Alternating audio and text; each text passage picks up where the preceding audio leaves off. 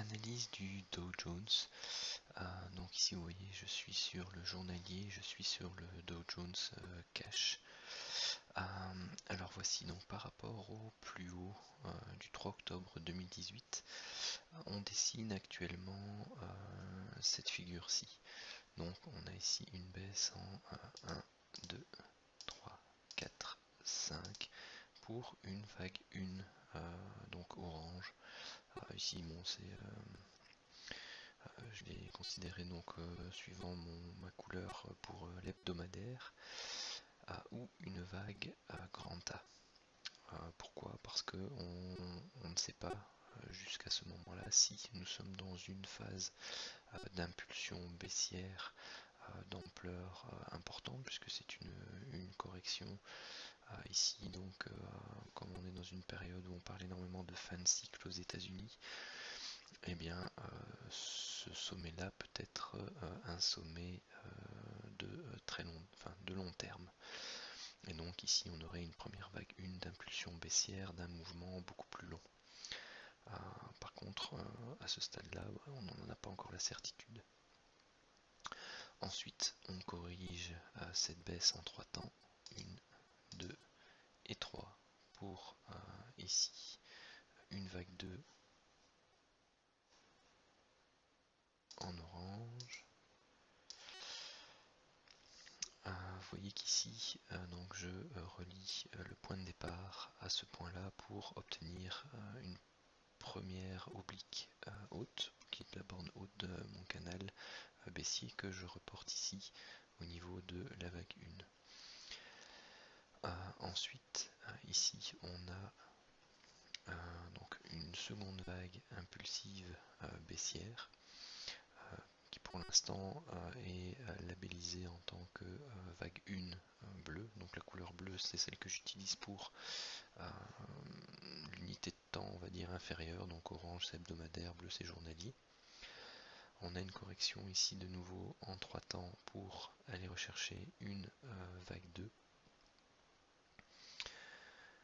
que j'ai noté ou B, tout simplement parce qu'on peut avoir travaillé ici un zigzag dont la vague B n'a pas dépassé les prix de ce point là, et donc avec une vague B tronquée. Donc ça reste toujours une possibilité. Mais donc pour l'instant le décompte préférentiel que j'ai c'est celui en orange suivi de celui en bleu. Donc je vais donc par souci de clarté pour l'instant effacer celui-là. Et vous avez ici, mais alors à ce moment-là il faut rentrer un peu dans les unités de temps un peu plus inférieures, mais vous avez ici 1, 2, 3, 4 et 5. Et donc on a ici une sous-vague 1 en bleu. On a sa correction ici en 3 temps pour la vague 2. Et aujourd'hui nous avons potentiellement fait le point bas pour la vague 3. Alors ce que je vais refaire ici avec vous, c'est tracer donc les différentes extensions Fibonacci. Donc je vais commencer par la vague orange. Donc vous voyez je prends le point de départ de la figure, je l'emmène au niveau de la vague 1 et je la transpose au niveau de la vague 2. Alors classiquement on va rechercher pour une vague 3 d'impulsion baissière les 161,8 en extension Fibonacci, voire les 200, 261,8 et 300 pour des vagues 3 en extension. Donc vous voyez ici pour l'instant on est venu, on a cassé les 100%, on a cassé la borne basse du canal baissier et on est venu ici réagir, on a fait une mèche sur la zone de l'extension des 123,6. Je fais la même chose pour la vague 1 entre parenthèses et la vague 2. Donc c'était l'extension en bleu foncé que j'avais. Vous voyez ici que on est venu on commence à avoir ce que j'appelle un cluster au niveau des Fibonacci. Et donc on est venu rechercher ici les 161,8 déjà de la vague, de l'extension de la vague 1 entre parenthèses, la vague 1 bleue entre parenthèses. Mais nous ne sommes pas à la fin de la vague 3 entre parenthèses, donc il y a de fortes chances que celle-ci puisse donc corriger et ensuite aller rechercher, pourquoi pas, l'extension des 200%. Et je fais une dernière fois pour l'instant ceci avec le bleu ciel pour la vague 1 et 2 bleu que vous trouvez ici. Ici, on vient d'aller rechercher les excusez-moi, les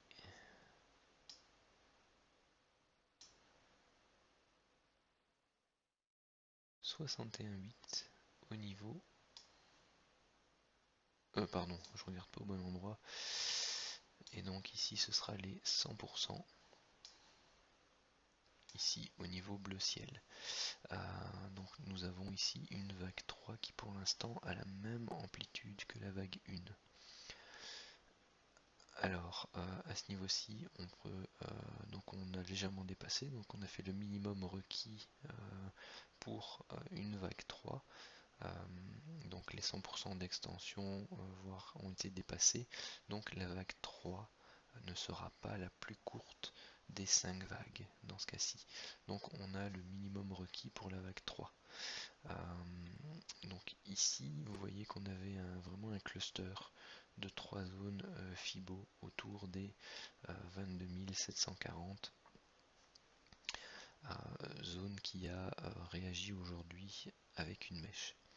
Donc pour l'instant je labellise cette zone-ci comme étant la vague 3, donc la sous-vague 3 en bleu. Ça c'était pour la partie cache. Voyons maintenant ce qui s'est passé sur le CFD. Donc ici je suis en unité de temps, donc en 2500 ticks, et vous aviez hier le FOMC, donc la décision de la Fed de relever son taux directeur de 25 points de base, qui a engendré hier soir et durant la nuit et jusqu'à aujourd'hui à 20h une succession de baisses et de corrections qu'on peut labelliser de telle sorte. Donc vous avez une première vague baissière, donc vague 1 grisée, une correction vague 2 grisée, une impulsion baissière vague 3, vous avez une première correction suivie d'une deuxième avec un dépassement et d'une remontée. Donc ça c'est une vague 4 en expanded flat. La seule chose c'est que la dernière vague de l'expanded flat qui normalement aurait dû passer ici au-dessus des 23 424 s'est arrêtée juste en dessous, et donc c'est une vague tronquée. Et ensuite actuellement on pouvait interpréter, et c'est cet élément là que j'ai tenté de travailler aujourd'hui. Et donc vous pouviez voir ici une première baisse, une correction haussière, une deuxième baisse, une correction haussière et une troisième baisse qui se passait ici dans un canal, donc ça ressemble fortement à une diagonale, donc ici qui pouvait être interprété comme une diagonale de terminaison. Et vous voyez que vous aviez ici au niveau RSI, bon c'était léger, mais vous aviez une légère divergence entre le dernier et les deux derniers points bas, qui montrait donc également la fin de l'impulsion baissière, et donc on pouvait rechercher, commencer à rechercher éventuellement des achats. Surtout que remarquez qu'on est venu construire cette vague 5 pile poil sur la zone que l'on a vue sur le cash, donc on l'a percé un peu et on est revenu. C'est ce qu'on peut appeler éventuellement une sorte de bear trap, donc une attrape pour les vendeurs, puisqu'on a fait une forte impulsion baissière et que derrière on a recorrigé fortement. Ça ressemble d'ailleurs à une sorte de V bottom. Donc ici, à ce niveau-là, bon, enfin, j'ai tenté l'achat. La seule chose, c'est que au moment où je l'ai tenté dans cette zone-ci, eh bien, je me suis mis, compte tenu de la forte impulsion baissière, je me suis mis à BE trop vite. Le marché est parti, il est revenu toucher mon stop avant de repartir fortement, et donc je n'ai plus eu l'occasion de rentrer dans cette impulsion haussière, ne sachant pas à quel moment elle allait corriger exactement. Donc j'ai attendu que celle-ci se fasse et qu'elle corrige. Donc j'ai racheté une première fois là, j'ai pris un petit peu parce que bon, je savais que c'était potentiellement une vague B, donc je me suis même fait sortir à BE de nouveau ici, j'ai retenté là de nouveau sorti à BE. Sur cette vente-ci, donc on avait fait un petit A, un petit B, montrer des signes de faiblesse, donc parce qu'ici on a corrigé en 3 temps, on a recorrigé en 3 temps, donc il y avait un potentiel, comme on avait fait cette jambe-ci en 3 temps, qu'on puisse repartir directement. Maintenant, une fois que j'ai remarqué qu'on avait corrigé ici en 3 temps et qu'on butait sur cette zone-là, que le marché commençait à se retourner, j'ai tenté à 3 reprises la vente, 2 fois BE, la troisième, dès que c'est parti un peu ici, eh bien j'ai pris mes bénéfices dans cette zone-là. Ensuite, donc je cherchais les niveaux, donc j'avais tracé le canal qui était ici. D'ailleurs, je vais peut-être descendre sur les unités de temps inférieures. De mémoire, c'était en 250 ticks ou en 100 ticks. Non, j'avais effacé tout ça. Mais donc, bon, tout ça, je travaillais ça en 100 ticks. Hein. Donc, vous voyez ici, vous aviez la 1, 2 et 3. 1, 2 et 3. Et c'est à ce moment-là, quand j'ai vu le marché qui corrigeait, qui remontait, on a ici une épaule gauche, une tête, une épaule droite. Donc j'ai tenté une première fois, c'était ici, de vendre. On est descendu là, je me suis mis à BE. Le marché a refait une jambe haussière, puisqu'il avait fait A, B et C dans ce cas-ci, donc pour une et 2. En partant à ce niveau-là, j'ai de nouveau repris une vente, je me suis refait éjecter ABE sur ces petites oscillations, et une fois qu'on est parti, qu'on a cassé, eh bien j'ai pris dans cette zone-ci et j'ai vendu, enfin j'ai pris mes bénéfices dans cette zone-là. Vous voyez qu'ici donc on a travaillé donc la vague 3, A, B et C pour la vague 4 et une dernière extension pour la vague 5. Ici celle-ci est partie tellement vite pour moi, cette vague 4 là me paraissait trop courte par rapport à la vague 2 qui est ici en termes de proportion de temps, et donc je pensais que cette hausse-ci était tout simplement le travail de la vague 4 qui allait prendre un peu plus de temps pour refaire une petite pointe ici dessous avant de repartir. Ça n'a pas été le cas. C'est monté, c'est redescendu et puis c'est parti en flèche très très vite. Et donc je n'ai pas su prendre, je n'ai pas réussi à prendre le train en marche pour pouvoir arriver à prendre la vague C tant attendue. Malheureusement, parfois il faut être rapide, il faut savoir avoir confiance en ses positions et ne pas forcément se mettre à BE trop vite pour ne pas sortir, être sorti trop vite. Alors maintenant la question sera, bon ici il est minuit 30, hein, donc le marché travaillait encore, mais bon c'est la nuit, les marchés en Asie ouvrent vers de mémoire 1h30, 2h, donc là ça devrait recommencer à bouger. Mais si on se remet en 2500 ticks, voilà ce que j'ai actuellement. Donc j'ai la vague A, correction en 3 temps pour la vague B, et on recherche ici une vague C, parce que tout simplement au niveau de ce décompte-ci, eh bien nous sommes potentiellement dans une vague 3. Voire même on pourrait pousser le décompte à aller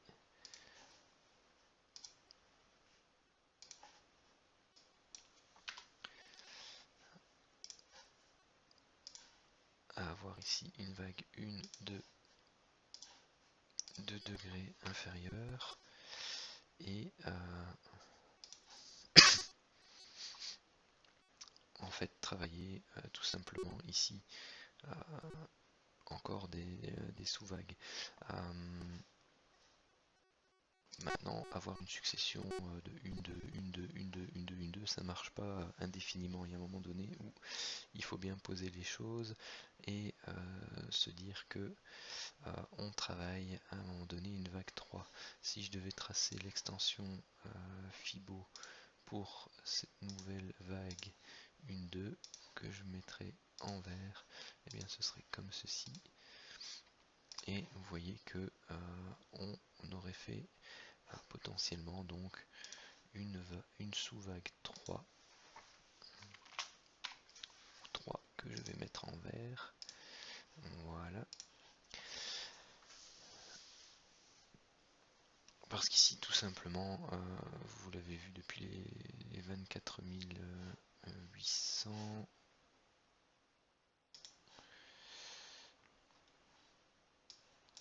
d'hier, et bien tout simplement on a 5 vagues. Donc voilà, ici on peut avoir une 1, 2, ici avoir fait une 1, 2 au niveau du décompte intermédiaire, ça me paraît peu plausible. Et puis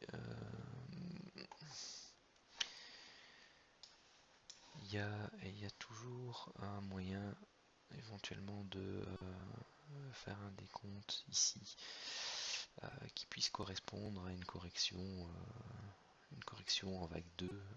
Le souci c'est qu'elle est fort en ligne droite, elle retrace pas énormément non plus ce qui serait une vague 1 baissière ici. Maintenant c'est tout à fait possible, hein. Donc on pourrait ici avoir en fait la vague 1 verte, la vague 2 verte, et ici avoir fait une 3. Deuxième chose pour laquelle je n'accorde pas la préférence à ce décompte, et bien tout simplement parce que quand on examine la pente de la potentielle vague 3 verte par rapport à la vague 1, et bien celle-ci est moins importante. Habituellement, dans la grande majorité des cas, si la vague 3 est impulsive, elle a une pente de ce style-là. Tout simplement.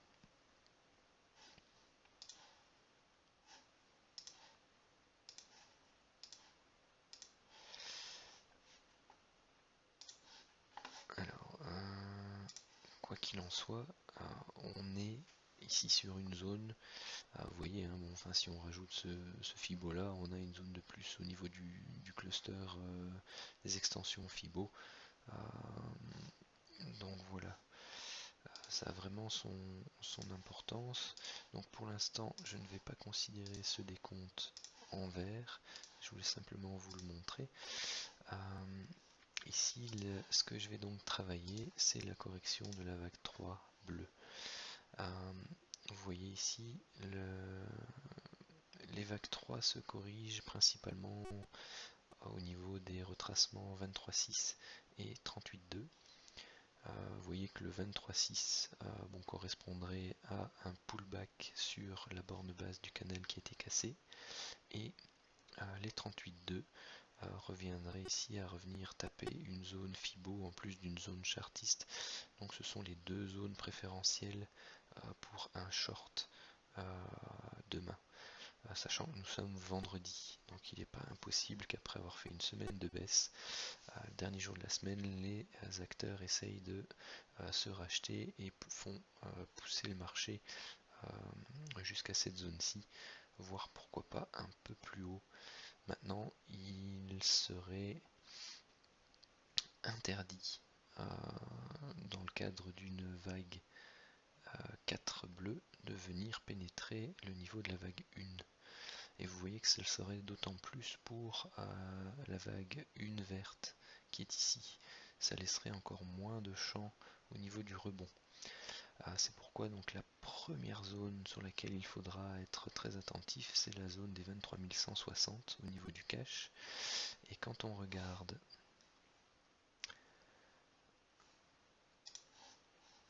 ici les zones sur le CFD en 2500 ticks, vous voyez qu'ici l'extension pour la vague C qui serait 100% de la vague A se trouve à 23 150, pile poil le niveau de retracement des 23,6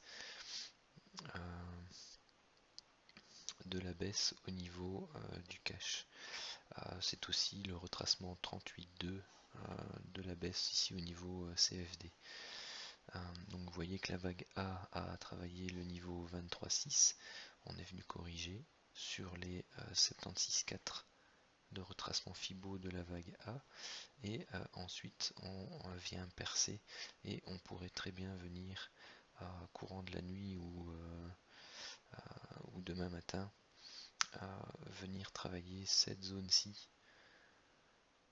Donc la première zone 23 150, 23 180 qui serait le haut de canal haussier de la phase corrective, qui serait la zone de prix de la vague 3 et 4 qui est le retracement standard, les 100% d'extension de la vague A, le cluster niveau Fibo 38.2 CFD de la baisse ici, et le niveau 23.6 de la toute grande baisse depuis les 26 000.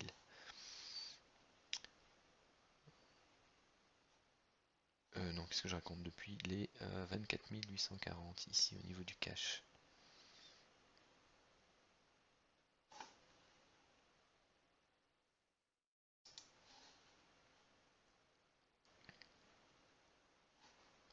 Donc au niveau du cash, c'est 24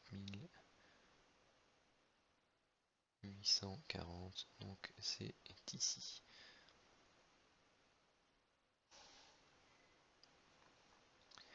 Donc voilà, les zones suivantes ici au niveau CFD sont celles-ci. Donc c'est la zone de l'extension 123.6 avec l'extension Fibo orange qui correspond à quoi celle-là? Que fais-tu ici?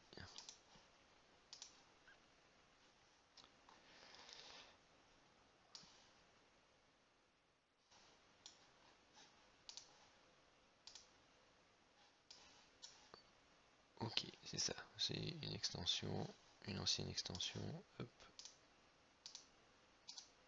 au revoir. Hop. Voilà. Donc tout simplement qui est une zone chartiste ici. Travailler avec le niveau 123.6 et de manière un peu plus pertinente le haut de prix ici qui a été travaillé avec l'extension 161.8.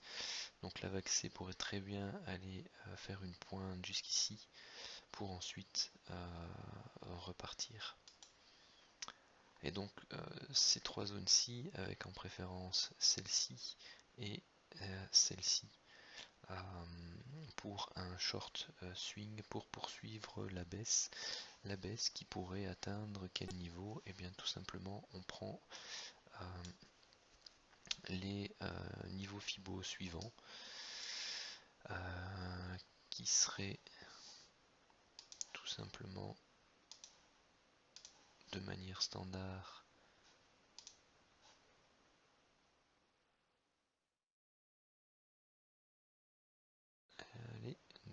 flèche. Voilà. Si on vient retracer ce niveau-là, on va prendre une moyenne. Donc la vague 5 retrace fréquemment 100% de la vague 1. Donc elle devrait nous emmener ici sur les 161,8 en bleu ciel. Ok, par contre si on prend le bleu foncé, vous voyez qu'on a une zone ici d'extension des 200% qui sera intéressante.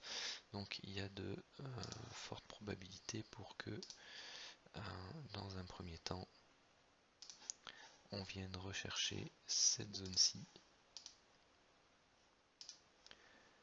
pour notre vague 3 bleu entre parenthèses. Donc on est 21 700, quasi 22 000.